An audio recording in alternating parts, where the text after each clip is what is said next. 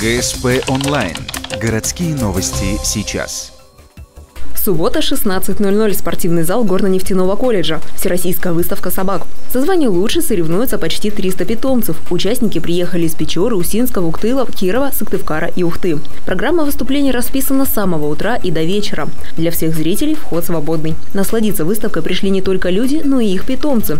Например, Юлия Цветкова приехала с маленьким шпицем, которому всего 3,5 месяца. Лично я сегодня на выставке как зритель.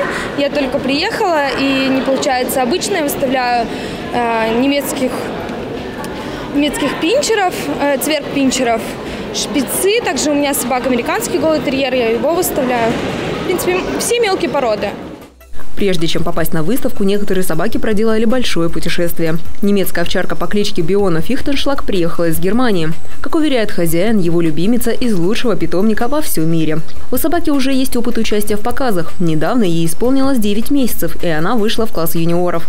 За это время Биона посетила международную выставку и стала победительницей конкурса «Евразия-2015». Овчарка признана чемпионом России. Сегодня Биона снова в лидерах. Самое главное – это породность, красота и показ. Все-таки выставка – это конкурс красоты. Надо себя не только хорошо выглядеть, но и хорошо и показывать.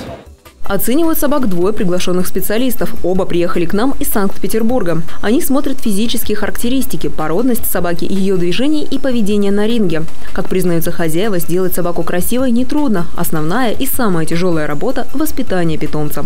По окончанию выставки победителям вручат призы. Владельцам кубки и грамоты, а собакам – вкусное угощение.